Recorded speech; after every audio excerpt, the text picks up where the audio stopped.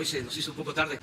Vamos a informar y a conmemorar lo de los libros de texto que nos traen recuerdos a muchos, a millones de mexicanos. Nuestros libros, cuando se decidió que se iban a publicar los libros de texto y que se iban a entregar en las escuelas públicas. Esto se debe a un gran presidente, Adolfo López Mateos. Él tomó esa decisión. Hubo en su momento oposición, como cuando se toman decisiones de este tipo, pero fue todo un acontecimiento y fue un gran impulso a la educación pública. Ahora Esteban Moctezuma, el secretario de Educación Pública, va a informarnos sobre el porqué de esta conmemoración, de esta celebración, de recordar los libros de texto. Le vamos a dar a él la palabra y terminando, entramos ya a otros temas, como quedamos ayer a contestar preguntas y respuestas. Muchas gracias, señor presidente. Buenos días a todas y a todos, a quienes nos están viendo y escuchando. Precisamente el presidente Adolfo López Mateos, el 12 de febrero de 1959, creó la Comisión Nacional de Libros de Texto Gratuito. Y un año después, a comienzos de 1960, en enero, envió a Jaime Torres Bodet, que entonces era secretario de Educación Pública, a entregar en la primaria rural potosina Cuauhtémoc, de un lugar llamado Saucito, los primeros libros de texto gratuitos.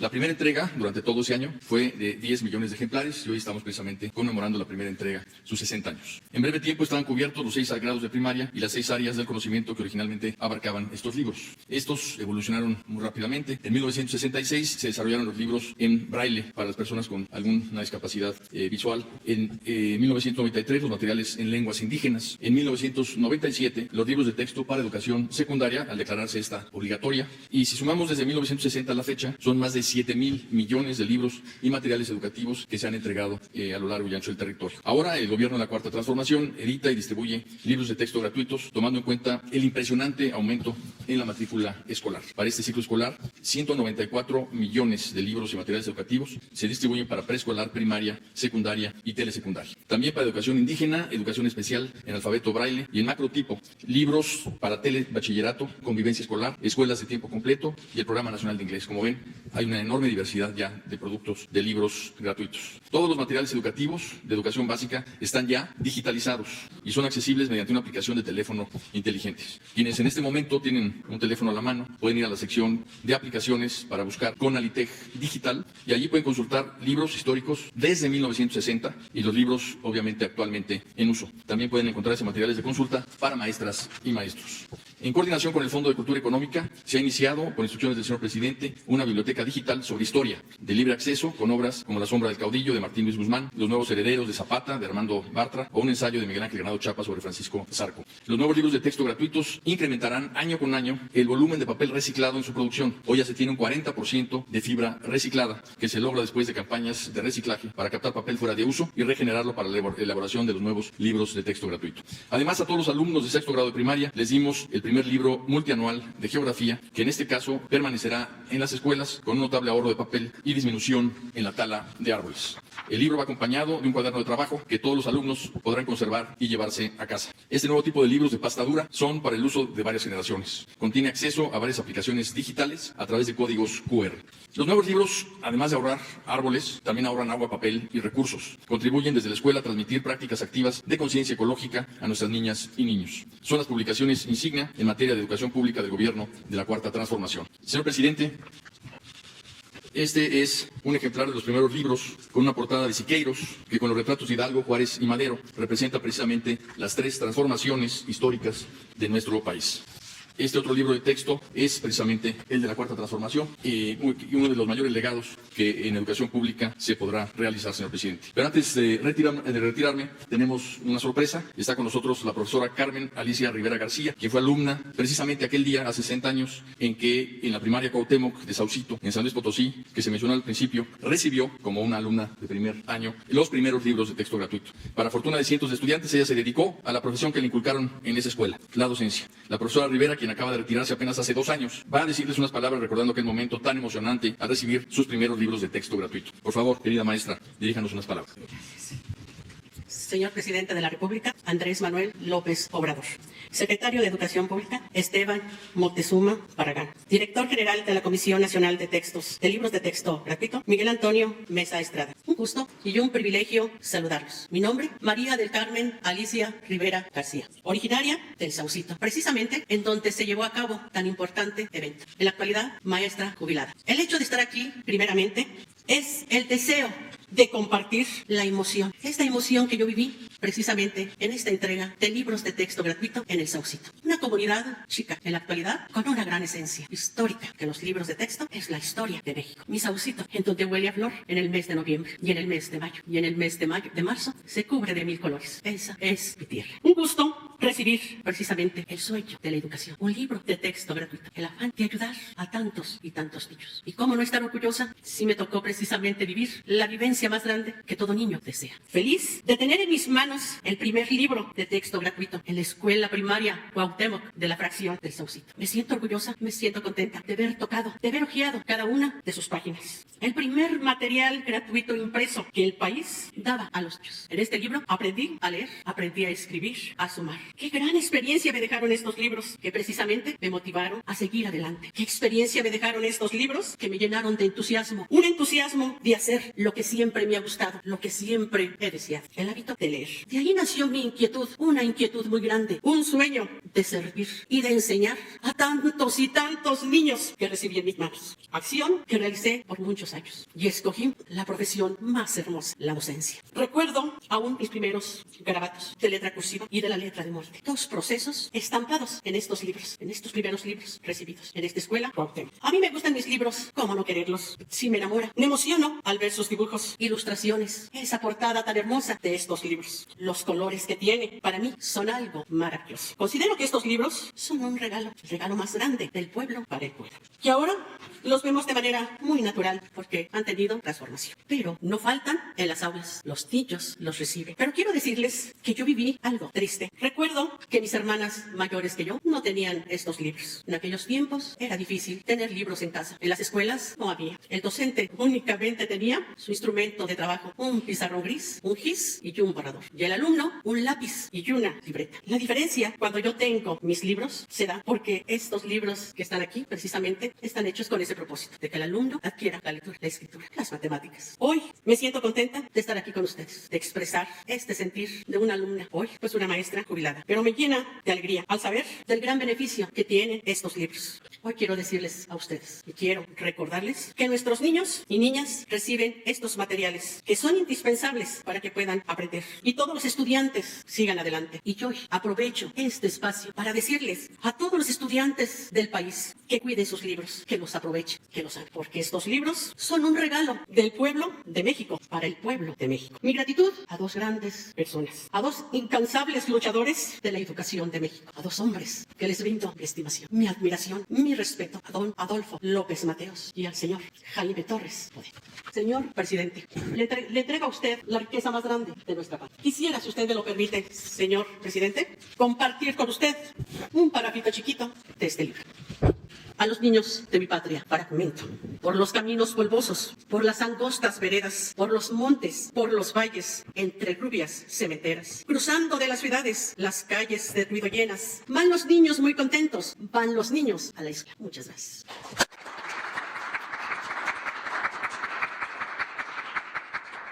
Este libro es del primer centenario de la natalicio que me toca. Yo felicito.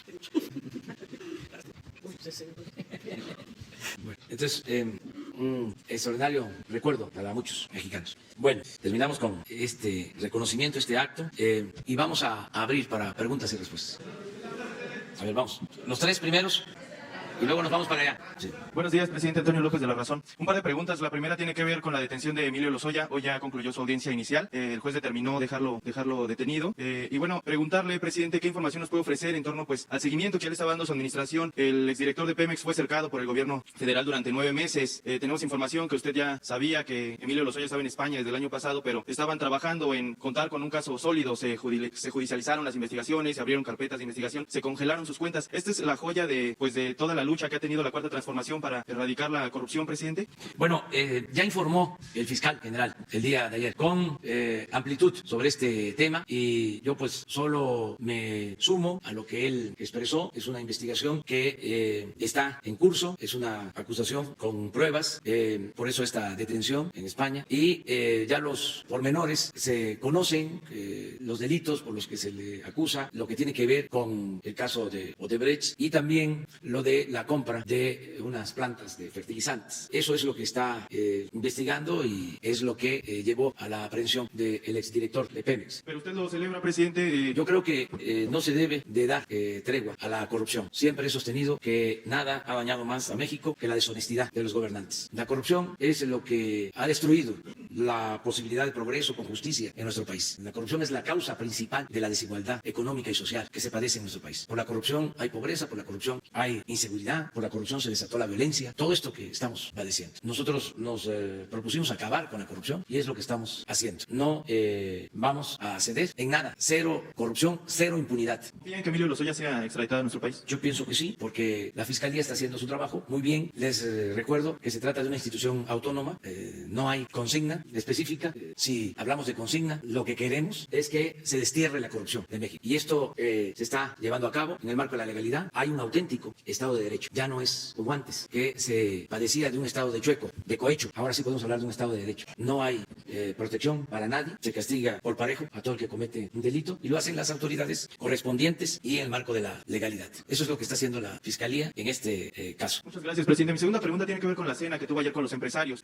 Ahí tengo entendido que también se habló de otro tema por el que ustedes han estado trabajando, que es erradicar los excesos. Tengo entendido, de los excesos que se llevaron a cabo en las administraciones pasadas y se comprometió con los empresarios en que en su administración pues no va a haber excesos. Platíquenos, por favor, qué fue lo que le dijo usted a los empresarios. Tengo entendido que le aplaudieron, que ellos nos dicen que fue bien recibida la propuesta, doblaron sus papeles, depositaron ahí pues el dinero con el que están dispuestos a colaborar. Y si ya tiene también la cantidad, el número de empresarios que colaboraron y la cantidad en general con la que están dispuestos a apoyar. Gracias. Bueno, yo quiero informar a todos los mexicanos, a los que nos están viendo, los que nos escuchan, transmitirles pues mi satisfacción porque ayer en la reunión que tuvimos con empresarios de México, todos expresaron su apoyo sin que tomaran la palabra. Hubo una manifestación de respaldo a la decisión que se tomó de rifar el avión presidencial. Les tengo que agradecer mucho a los empresarios. Es un reconocimiento muy especial. Primero porque asistieron, tomaron en cuenta la invitación, no hubo desaires.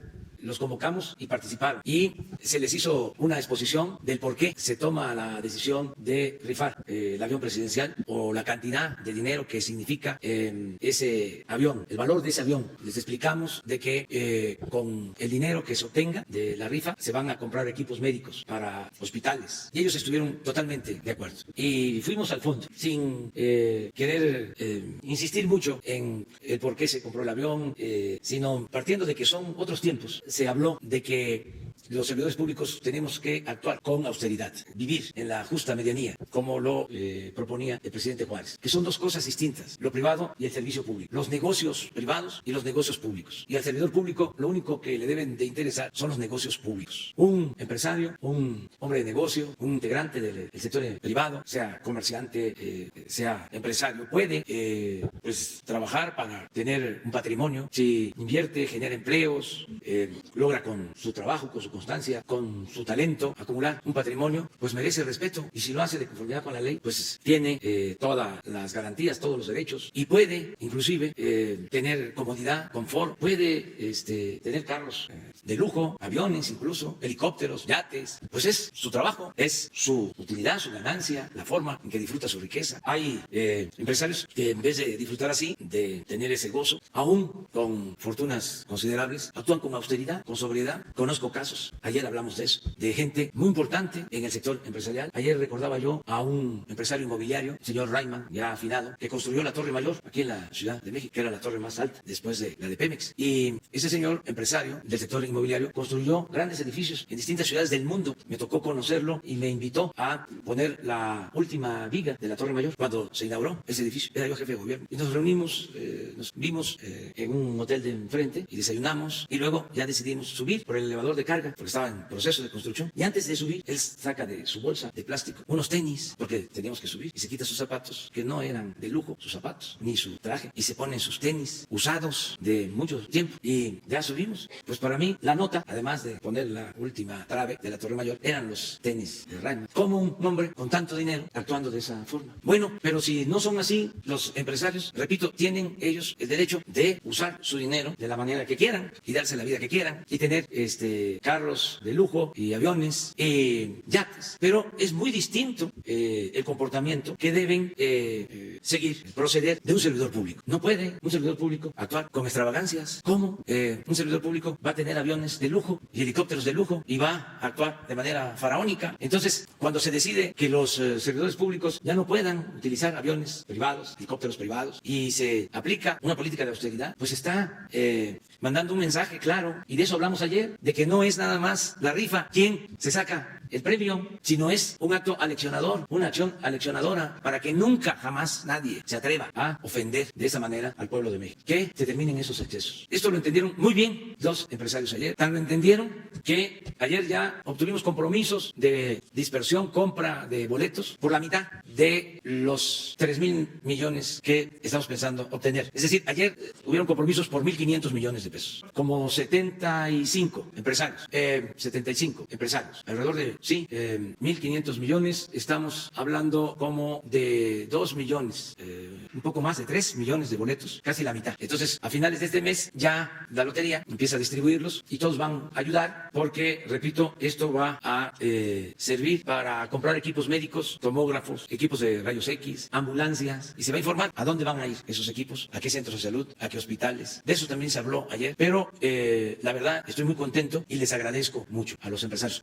Vamos a obtener más porque algunos no pudieron estar, están afuera del país, en otras actividades, pero nos mandaron a decir que ellos participan. O sea que está abierta la participación para que otros pues hagan lo mismo. Ahí vamos a ir poco a poco dando a conocer algunos detalles, porque ayer mismo uno me expresó que quiere que sus boletos se distribuyan en comunidades indígenas, que se les entreguen a los más pobres. Pero yo voy a ir poco a poco. No, es que no puedo lo comentamos ayer, lo que da la izquierda no tiene por qué saberlo la derecha. Se les dijo ayer de que solo si ellos autorizaban, pero en este caso me expresó que no quería que se supiera, pero que los boletos se los quiere entregar al gobierno, los boletos que él compra, para que el gobierno los entregue a integrantes de comunidades indígenas, a las comunidades más pobres de México. Una cantidad importante. Vamos poco a poco. Ya yo tengo que informarles aquí sobre eso, ¿sí? Y decir cuántos boletos y a qué comunidades se van a entregar para cumplir con este compromiso, sin decir quién es la persona, porque me lo pidió, pero se paró y puso la cantidad, se entregó una hoja, de cuántos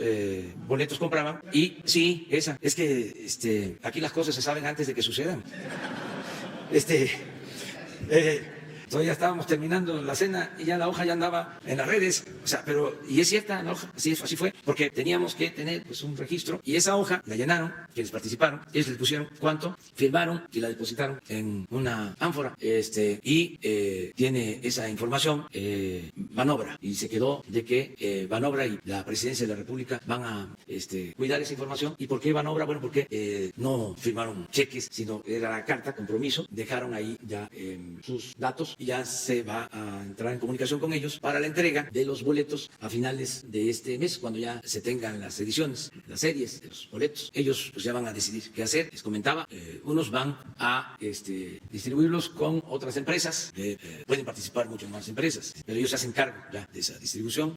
Otros van a vender en sus comercios, en sus bancos, otros los van a entregar a sus trabajadores, otros los van a utilizar para promover sus productos, y otros, como en este caso que les estoy exponiendo, pues lo hace para cooperar y que se entregue a la gente.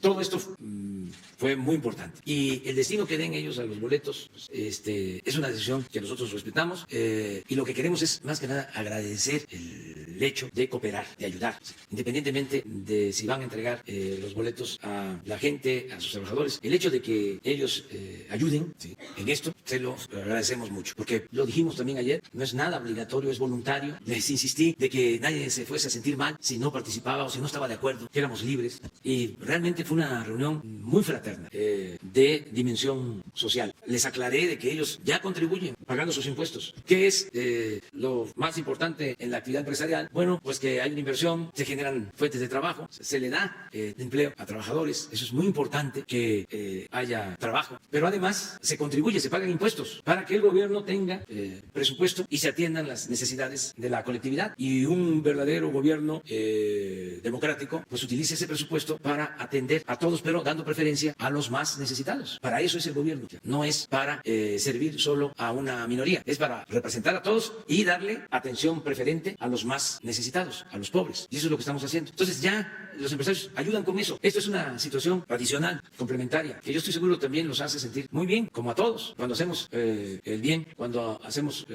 algo en beneficio de otros, cuando ayudamos, le damos la mano al que lo necesita, pues nos sentimos más humanos. Eso es extraordinario. El sentir eso, el darle la mano al que se queda atrás y se empareja, o que busquemos que se empareje, o el que nos pide algo y podemos ayudarle, pues eso es la esencia del ser humano, es lo que nos distingue. Lo demás, imagínense, ensimismarnos, nada más estar pensando en nosotros, volvernos individualistas, egoístas, y no ver al prójimo, darle la espalda al que sufre, al que necesita de nosotros. Y no solo que necesite bienes materiales o dinero, sino muchas veces hasta consuelo, atención, escucharlo. Muchos de los problemas que se tienen en lo social, en las sociedades más descompuestas, es de que se vive una situación muy individualizada, se vive en un mundo muy individualizado, en donde no hay comunicación ni en la familia ni en la sociedad, cada quien en lo suyo, y no le importa lo que suceda al vecino o a su familiar. La falta de fraternidad, de solidaridad. Afortunadamente en México tenemos mucho de esta convivencia fraterna. Son nuestros valores que nos decían, siempre lo repito, haz el bien sin mirar a quién. Ese es el legado de nuestros antepasados. Bueno, pero en fin, estuvo muy bien la cena. Además, los tamales de chipilín, exquisitos. Buenos días, señor presidente. Eduardo Esquivel Acona, Análisis Económico, Grupo SDP. La detención de Emilio Lozoya significa algo muy grande y que debemos evaluar en el sentido. Pero Emilio Lozoya no es el comienzo de la corrupción de Odebrecht en México.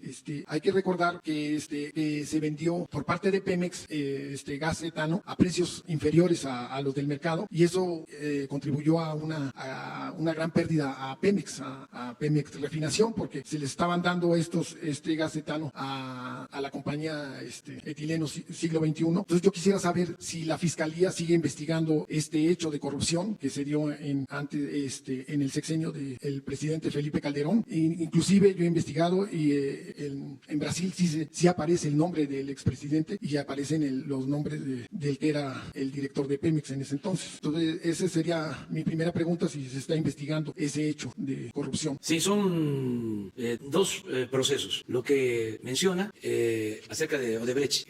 En el tiempo de Calderón se dio facilidades a Odebrecht para la construcción de esta planta de polietileno y se les ayudó con créditos de la Banca de Desarrollo Nacional Financiera, y además con precios bajos para la obtención de la materia prima, del etileno. Esa es una parte, porque luego se supo de que esta empresa aportó recursos para la campaña del PRI. Ese es un tema. De que había esa liga de Odebrecht con el gobierno, no hay duda. Se conoce hasta de una reunión que llevó a cabo el Consejo de Administración de Odebrecht en Los Pinos. ¿Qué más pruebas pueden haber sobre eso? Y hay otro proceso que tiene que ver con la compra de una planta de fertilizante en la misma zona, en Coatzacoalcos. Esta planta se compra cuando se va a firmar el llamado Pacto por México, que resultó Pacto contra México. Sí se acuerdan, ¿no? Entonces, esa planta de fertilizante se había privatizado. Se abandonó la planta durante muchos años y realmente estaba inservible, ya convertida en chatarra. Y con estas decisiones que toman, porque a veces son privatizadores y en otras ocasiones estatistas, porque en realidad lo que son, pues son seguidores del dinero, les gustan los billullos. Primero había privatizado, ¿no?, la planta y luego la compran, pero años después, y de acuerdo a los estudios, a las investigaciones, se pagó de más, alrededor de $500 millones por la planta. Primero 300 y luego otra cantidad. El caso es que se terminaron pagando alrededor de $800 millones por la planta, por la compra de la planta, del terreno y por la rehabilitación. Todavía hasta ahora se está concluyendo. Entonces Pemex tiene una deuda de alrededor de $800 millones. Esto es lo que lleva a esta investigación, que es otra, son cosas distintas. Pero ya es la Fiscalía la que tiene abiertas estas averiguaciones previas. Yo ya no me quiero meter, no sé si son las dos, porque los abogados del señor Lozoya hablan de que el primer caso prescribió, cuando no creo que sea de esa manera, pero ya corresponde a la Fiscalía tratar. Y el segundo caso, pues es el que está, según los abogados del señor Lozoya, en juicio. ¿Sí? Pero es lo que se está ventilando sobre este asunto. Yo no soy abogado, pero a mí me parece un hecho de corrupción que de una empresa pública como es Pemex se venda una materia prima por abajo del costo, ocasionándole pérdidas a la misma empresa y no haciendo otros. Se dejaron de hacer 3 proyectos de infraestructura por subsidiar a... Pues sí, lo que dices es cierto. En vez de abastecer con esa materia prima a las plantas de Pemex, del complejo petroquímico, se les dejó sin gas a las plantas de Pemex para darle el gas a Odebrecht y a precio de ganga preferencial. Entonces, pero eso ya se está viendo. Les repito, la Fiscalía es autónoma, están haciendo bien su trabajo, no hay complicidad, no hay impunidad y al mismo tiempo pues se garantiza el Estado de Derecho. No podemos hacer juicios sumarios, linchamientos, es explicar cómo son las cosas hasta donde nos corresponde a nosotros y que la autoridad competente resuelva.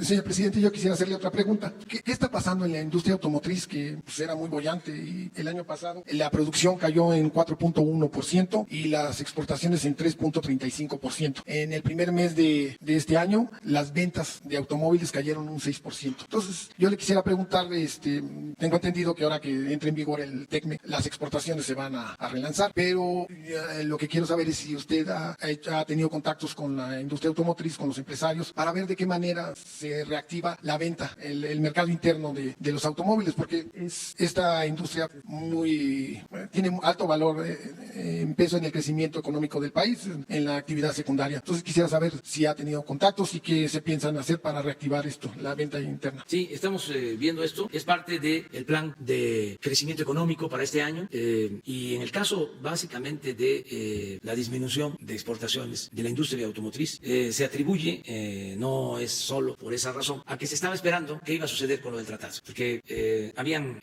incertidumbres, pero yo creo que todo esto ya se resuelve a partir de que ya se firme el tratado, no tiene problema la industria automotriz y ya se están abriendo plantas nuevas, se están ampliando las plantas de construcción de automóviles y de autopartes y yo espero que se reactive de nuevo esta importante industria.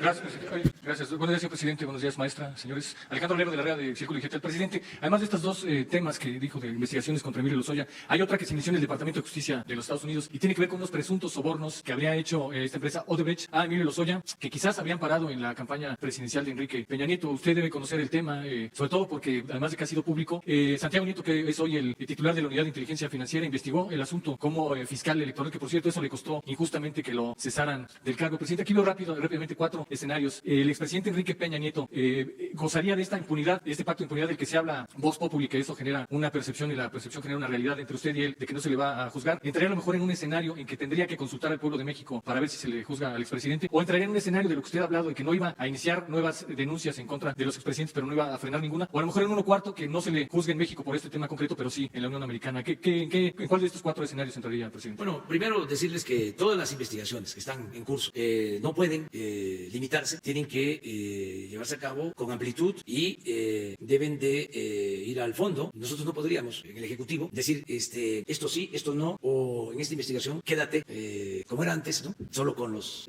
más desacreditados o los que no tienen tanta influencia o a los que se pueden convertir en chivos expiatorios y quédate hasta ahí. Eso no lo vamos a hacer. O sea, no sería justo ni democrático. La investigación está a cargo de la Fiscalía y el Ejecutivo no interviene en esto. Es decir, no es como antes, repito, de que había consigna, de que había impunidad. Cero corrupción, cero impunidad. Lo que yo planteé, además no es ningún pacto secreto, lo dije en mi toma de posición y lo repito, es que nosotros no íbamos a presentar denuncias en contra de los expresidentes, que considerábamos de que teníamos que ver hacia adelante y no quedarnos anclados en el pasado, que lo más importante era la condena al régimen neoliberal, al régimen de corrupción y que si aplicaba el hecho de no perseguir a los expresidentes era hacia atrás, era para los que se fueron, no para nosotros, que los que llegábamos estamos, tenemos que ajustarnos a las nuevas reglas, es decir, a que no podemos actuar de manera ilegal y a cometer actos de corrupción y se termina la impunidad. Tan es así que envié una iniciativa al Senado para que el presidente pudiese ser juzgado, que eso también hay que tomarlo en cuenta. Desde la Constitución de 1857, al presidente de la República solo se le puede juzgar por delitos de traición a la patria. En la Constitución del 57 se establecía que también por delitos electorales, y en la Constitución del 17 se suprimió lo de delitos electorales y quedó solo lo de traición a la patria, lo cual, a pesar de que los constituyentes trabajaron con convicciones para garantizar los derechos del pueblo como nunca, el derecho de los campesinos a la tierra, el derecho de los obreros a el salario justo, a las 8 horas, el derecho del pueblo a la educación, a pesar de todo eso, ahí se define el régimen presidencialista, se protege, se le da impunidad al presidente. Entonces, eso está vigente. La Constitución actual lo establece en el artículo 108, anteriormente era el artículo 103. Entonces, yo envié una iniciativa para quitar ese privilegio. Los senadores aprobaron, incluyeron también a los legisladores. Se mandó esa iniciativa a la Cámara de Diputados y se consideró de que no era adecuada. La volvieron a regresar al Senado. El caso es de que quedó sin efecto. Y ya estoy enviando de nuevo la iniciativa para que no quede ninguna duda, porque no se aprobó, porque la iniciativa decía, la reforma al 108, de que al presidente se le podía juzgar por traición a la patria y por delitos graves, como corrupción y otros delitos graves. Pero se dejaba afuera cualquier otro delito. Sí, se podía juzgar al presidente por corrupción, pero hay otros delitos no considerados graves en donde se podía interpretar de que al presidente no se le podía juzgar por esos delitos. Vamos a suponer de que hay un agravio en la familia. O sea, el presidente maltrata a su esposa y es un delito, pero como no está considerado delito grave, no se le puede juzgar. Entonces ahora, para que no quede duda, lo que estoy enviando es una iniciativa que dice, palabras más, palabras menos, que el presidente se le puede juzgar por cualquier delito, como a cualquier otro ciudadano. Esto lo explico porque en estos casos de los expresidentes, los abogados tienen que informarnos, tienen que resolver de conformidad con la Constitución, con las leyes, si aplica un juicio en contra de un expresidente, porque nunca en la historia de México se ha juzgado a un presidente por corrupción. El caso más cercano, yo creo que el único, fue el de Manuel González, que era compadre de Porfirio Díaz. Como Porfirio Díaz llega a la presidencia con la bandera de la no reelección, los periodos eran de 4 años, se le termina su periodo y no podía reelegirse, entonces deja a su compadre, a Manuel González. Pero pues Porfirio ya quería regresar, porque todo era una simulación, lo de la no reelección. Ese es el maestro de la simulación, ídolo de los conservadores. Entonces, como el compadre se le quería quedar, allí empieza una lucha política y acusan de corrupción a Manuel González. Y lo enjuician y va al Congreso. Le abren juicio político, acusado de corrupción, al expresidente. Y ya cuando Manuel González se somete al compadre, ya cuando lo doma y se alinea, entonces la resolución del Congreso en ese entonces es absolutoria, sosteniendo que al presidente de la República solo se le podía juzgar por traición a la patria. Ese es el antecedente que existe. Pero esto es un tema que deben de tratar constitucionalistas, que deben de tratar los abogados y conocer todos, porque existe esa impunidad en la Constitución, algo que no sucede en otros países. Bueno, como existía en México hasta hace poco, el que la corrupción no era delito grave, algo increíble. En un país donde impera la corrupción o imperaba la corrupción, no era considerado delito grave la corrupción. Entonces son estas cosas que se están debatiendo. En el caso de que los ciudadanos, que eso fue lo que yo planteé, mi postura es que el Ejecutivo no persiga, que no es muy fuerte la venganza, que pensemos en cambiar esto, de verdad, como lo estamos haciendo, pero que si los ciudadanos reúnen las firmas que se requiere, se hace una consulta y la gente dice, queremos que se proceda en contra de los expresidentes, de cuando menos Salinas para acá, Salinas, Cedillo, Fox, Calderón, Peña Nieto, se consulta y la gente dice, juicio, yo estaría en contra de eso, porque no creo que le convenga al país, pero respetaría la decisión de la gente y se lleva a cabo la consulta. Y si la opinión de la gente es que se enjuicie a los expresidentes, lo tendríamos que hacer. Presidente, ya rápido, muy breve otra pregunta. El 26 de septiembre pasado, hace 139 días, el Tribunal Electoral le instruyó sancionar a su vocero presidencial porque incumplió la veda electoral de la elección del año pasado. El 19 de diciembre nos dijo aquí el señor Jesús Ramírez que la sanción o la resolución saldría el 30 de diciembre. Yo llevo preguntando 45 días cómo es ese tema. ¿Cuándo va a salir esa resolución, presidente? Y si esa sanción va a ser acorde con que la cuarta transformación convirtió en graves los delitos electorales. Esa sería la pregunta concreta, presidente. No sé, ¿por qué no explicas, Jesús? Buenos días, con permiso, señor presidente. Con gusto, el 30 de diciembre, como se informó, hubo una audiencia de la OIC, que es el órgano interno de control de presidencia, tomó una resolución, la comunicó a la función pública, en marcha en la audiencia de la función pública, ya para darse a conocer públicamente en los próximos días la recomendación del presidente de la República. Hay que recordar, para que la gente que nos está viendo, que se trata de un tema que, una queja que hubo de un partido político por la transmisión de un acto del presidente de la República en un estado que consideraron que violaba la ley electoral. Es los términos de los que se está hablando. Esto ya se fue investigado, analizado, y el próximo martes hay una reunión con la función pública para dar a conocer esto. Entonces, ¿la resolución cuándo más o menos saldría? Yo espero que a partir de la próxima semana ya se da a conocer. Perfecto. Gracias. Presidente, tiene que ver con gracias, presidente. Tiene que ver con el sindicato petrolero. En octubre pasado, y se concatena con el caso de Lozoya, la Secretaría del Trabajo ya le entregó registro y toma de nota a un nuevo sindicato. Es decir, que el sindicato que presidía Romero Deschamps ya perdió toda personalidad jurídica y hay un nuevo sindicato, el que preside Eliel Flores Ángeles. De hecho, ayer se reunió con la secretaria de Gobernación, tuvieron un encuentro por la tarde y este líder sindical le hizo ver que hay una mina de oro ahí extraviada y que estaría la Unidad de Inteligencia Financiera rastreando esta información. Se trata de media docena de fideicomisos que se crearon en Petróleos Mexicanos desde 1982 y que hasta la fecha ningún trabajador de Petróleo Sindicalizado de Pemex ha visto un solo centavo de esos rendimientos, que son inversiones en miles de millones de dólares. Es decir, ya el gobierno le da toma de nota a un nuevo sindicato. Quiero saber su opinión al respecto, presidente. Sí, todavía no hay una definición sobre este tema. Yo creo que la Secretaría del Trabajo tiene que cumplir con la ley y el que lo solicita, cualquier sindicato, cualquier asociación que solicita su reconocimiento, lo tiene que lograr. Es una obligación de la Secretaría del Trabajo, o sea, atender estas peticiones. Esto no implica la titularidad del contrato, o sea, son cosas distintas. O sea, podemos nosotros aquí organizarnos y constituimos un sindicato de los trabajadores de la comunicación. Yo me incluyo.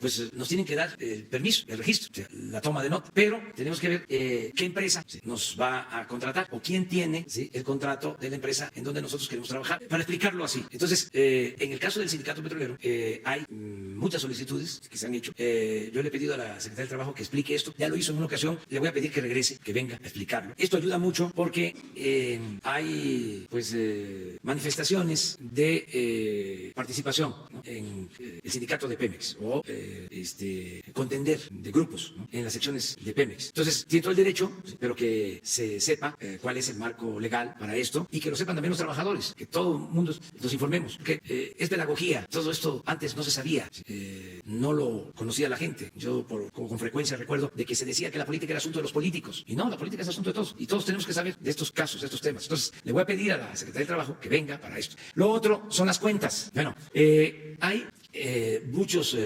ciudadanos que sostienen que existen cuentas, algunas de millones de pesos, de sindicatos, de empresas, de personas, cuentas que quedaron abandonadas, vamos a decir, y que están en los bancos. Es el caso de las posibles cuentas que tengan bancos del sindicato petrolero, desde la época anterior, o sea, desde la época de los antiguos dirigentes petroleros. Es que estoy recordando su nombre. Sí, pero no quiero decirle así.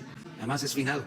Joaquín Hernández Galicia. Sí, sí. Entonces, desde esa época, ya Santiago Nieto, porque me han presentado estos escritos, ya Santiago Nieto tiene instrucciones de hacer una revisión sobre si existen o no estas cuentas, si existen, en qué condición legal están, de quién es ese dinero, en qué bancos, o sea, para saber y despejar ya, en definitiva, sobre este asunto. Muy bien, presidente. Mi segunda y última pregunta, presidente, tiene que ver con la fuga del reclusorio sur del cerebro financiero del contador del cártel de Sinaloa, de los hijos del Chapo. Tuvimos en Central FM la oportunidad de entrevistar a un custodio, a quien, por obvias razones, por su seguridad, omitimos su nombre, distorsionamos su voz, pero él refiere que 7 u 8 días después de que su gobierno decide soltar a Ovidio Guzmán en Culiacán, este contador, José Manuel Félix, había contratado los servicios de unos albañiles, incluso son presos, 6, 7 presos, que durante 15 días se dedicaron a modificar el área de visitas de ingreso ahí del penal reclusorio sur para después darse a la fuga. Presidente, ¿hasta qué grado estaría llegando esta fuga pactada? Porque, bueno, desde octubre hasta estos días que se logra fugar. ¿Qué opinión le merece este tipo de revelaciones que hace un custodio? Es cierto que hubo complicidad, está haciéndose la investigación en el gobierno de la ciudad y todo indica de que hubo contubernio, asociación delictuosa, que hubo complicidad, porque pasaron sin problema 5 revisiones, aduanas, retenes, incluso salieron en una de las versiones por la torre de control, o sea, fue una fuga pactada. Entonces se está investigando y están siendo procesados los responsables del reclusorio. O sea, no tengo más elementos porque esto lo está llevando el gobierno de la ciudad, la autoridad local, pero es así, o sea, no, ¿para qué ocultar las cosas? O sea, ¿cómo se van a llevar a cabo estas fugas así, de esa manera? Claro que hubo pues contubernio, ¿no?, ¿sí?, de las autoridades. Los 3, ya, oye. Buen día, presidente. Ya que hablaba del tema del sector empresarial, y bueno, ya el compañero hablaba de la industria automotriz, preguntarle también de la industria de la construcción. Sabemos que también ha estado pues a la baja, hay pérdida de empleos, esto asociado, y bueno, pues en 2019 también una pérdida del 20% más o menos, precisamente por obra pública. Preguntarle cuál es el plan, cómo van a avanzar en este sentido y para cuándo podrían ver resultados de que ya no haya pérdida de empleos y que por supuesto, bueno, pues vaya avanzando esta industria de la construcción. Pues ya estamos avanzando, se están generando empleos, muchos empleos, y se está reactivando la economía y estamos iniciando desde el año pasado, pero este año con más fuerza y con más recursos, un plan de construcción de vivienda. Se detuvo lo de construcción de vivienda, de unidades habitacionales, por todo el desbarajuste que nos dejaron. en todo sentido. Destrucción de áreas verdes, construcción en zonas de riesgo, construcción de viviendas en zonas alejadas de las ciudades, huevitos, departamentos de 30 metros cuadrados, corrupción en alta, desfalcos, fraudes, un desastre. Bueno, no puedo decirlo, pero estamos hasta recogiendo dinero, recuperando dinero de todo eso que hicieron. ¿Infonavit? Estamos recogiendo dinero. Entonces, se puso un alto, porque yo quiero que se comprenda que no es crecer por crecer, no es crecer a toda costa, no es crecer con corrupción. ¿Para qué crecemos con corrupción? ¿En qué se beneficia a la gente? Al contrario, nos perjudicamos. Eso es un espejismo. Entonces, no es crecer sin bienestar, no es crecer destruyendo el territorio. Tenemos que buscar un crecimiento ordenado, sustentable, un crecimiento que se traduzca en bienestar para nuestro pueblo. ¿En qué porcentaje considera que podría incrementarse la inversión pública en la industria de la construcción? Pues ahora vamos a invertir en general más de 200,000 millones de pesos. Estamos pensando en cerca de 1 millón de acciones de vivienda para este año. Y estamos muy conscientes de que lo que más permite el crecimiento económico y en poco tiempo es el impulso a la industria de la construcción y en particular la construcción de vivienda, que ayuda para que todos tengan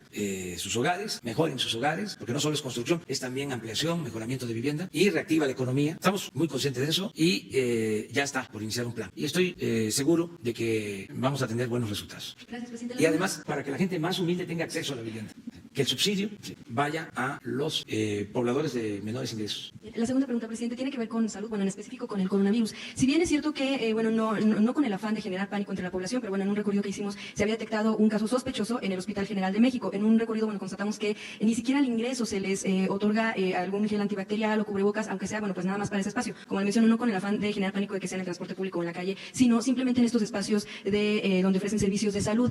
También, bueno, sabemos que en algunos otros hospitales sí tienen un protocolo piloto en caso de que, en cuanto la Secretaría de Salud active, bueno, diga que hay un caso confirmado, bueno, se podría implementar. Aquí el problema que notamos es que la gente no está informada, no está tomando precauciones y podría ser tal vez un foco de propagación en cuanto llegue el coronavirus. ¿Qué van a hacer al respecto? Si van a implementar, incluso si en las escuelas en algún momento van a implementar ese tipo de medidas preventivas, sobre todo. Antier se informó aquí y ampliamente, pero hace falta más información. Tengo también entendido que todos los días a las 9 de la noche se emite un boletín. Vamos a difundir más toda la información, porque en efecto no hay información suficiente. Yo tengo manera de saberlo, o predomina la desinformación. Tengo mis sistemas de información, no de espionaje, de información. Y lo que tú estás planteando, ya me lo han dicho, me dijo un joven que estudia, que el maestro de biología les había dicho del coronavirus, de que era una cosa gravísima, que estaba pasando en China, del número de muertos, y que aquí no se estaba haciendo nada, que los mexicanos que estaban en China y que regresaron no fueron atendidos adecuadamente, que no se siguen los protocolos. Esto dicho por el maestro de biología a sus alumnos. Entonces yo tuve que explicarle al alumno lo que se está haciendo, lo que significa el coronavirus, el impacto que tiene, la peligrosidad, con relación a la influenza, con relación a otras enfermedades, con relación a lo que sucede en nuestro país en otros casos, para ubicarlo bien. Pero me llevó tiempo convencerlos y yo creo que no quedó tan seguro de lo que les estaba diciendo. Desde luego, creo que le tienen más respeto y mucho cariño al maestro, ¿no? Si lo quieren, como a nuestra maestra.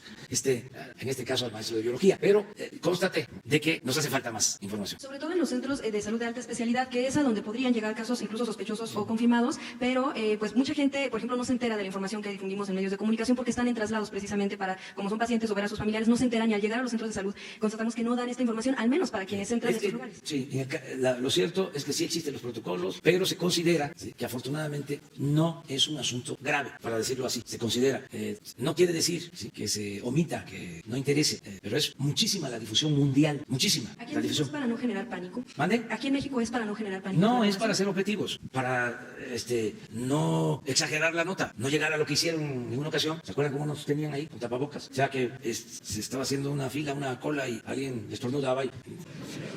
O sea, no, o sea, las cosas con seriedad y con apego a la técnica, a la ciencia, los que saben. Por eso este boletín científico de las mañanas, y antier, el martes, estuvieron aquí los especialistas, estuvo el secretario de Salud, los que están atendiendo esto, nos explicaron, pero si hace falta más, porque sí hace falta, repito, vamos nosotros a seguir informando de manera permanente. Presidente, buenos días. Luis Méndez de Notimex. La pregunta es sobre el caso de Ingrid Escamilla, presidente. No sé si sabe sobre la mujer que fue brutalmente asesinada, víctima de feminicidio aquí en la Ciudad de México, y que nuevamente ha levantado el debate sobre este problema que enfrenta el país de asesinato a mujeres. Colectivos feministas, presidente, han cuestionado su postura sobre el tema, la ausencia del tema, incluso en estos espacios.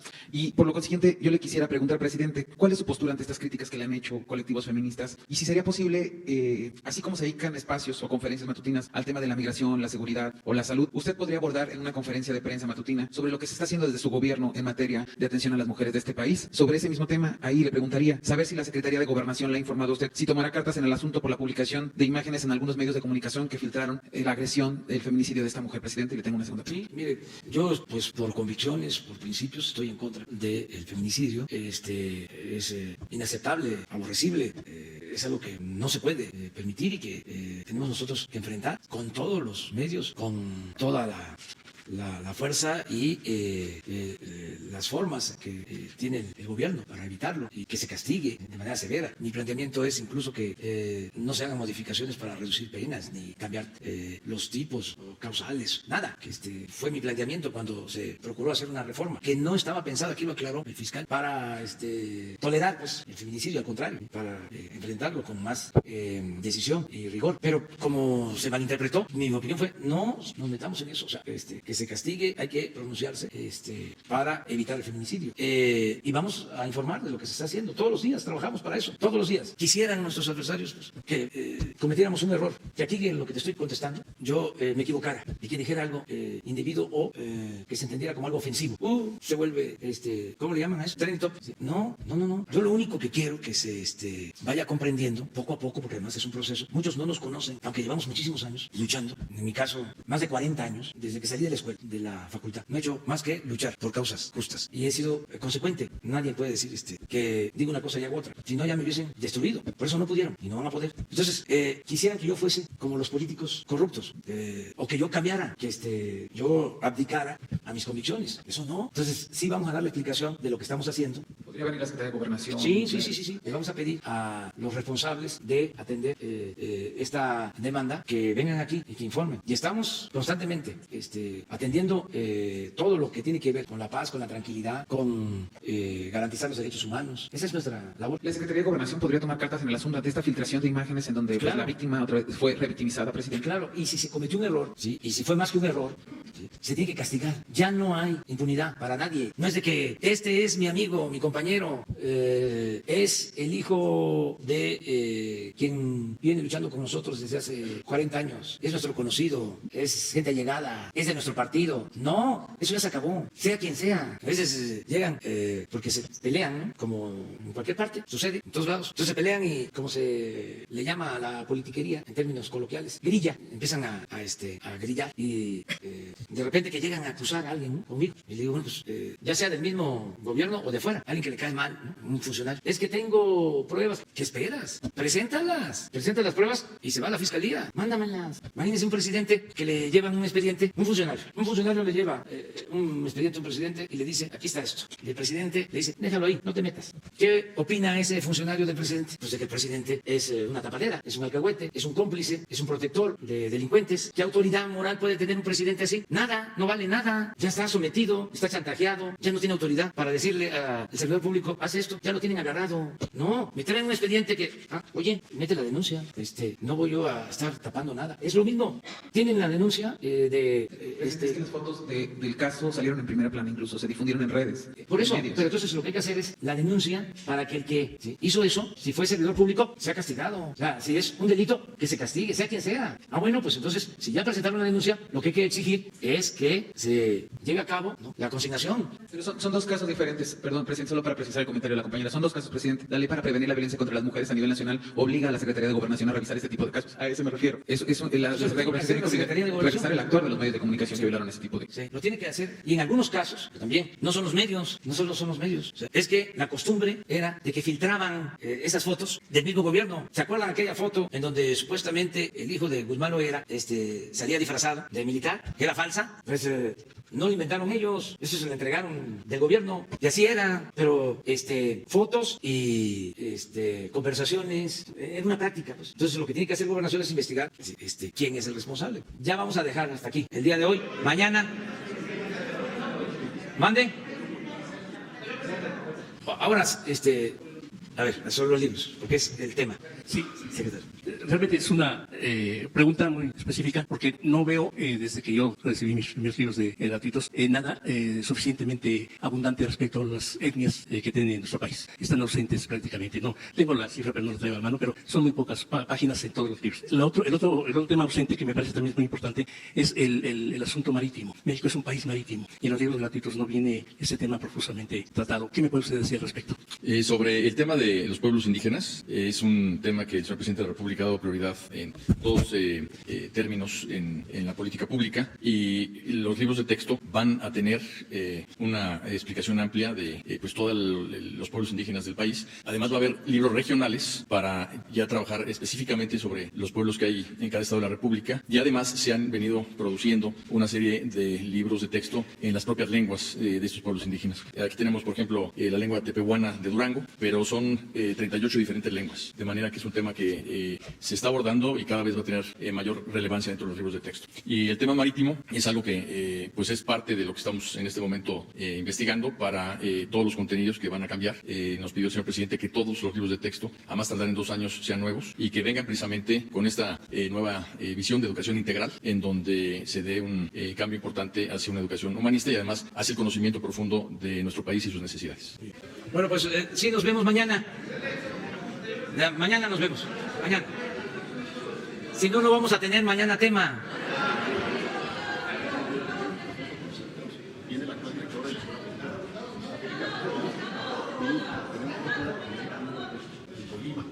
la maestra Alma, ¿quiere venir?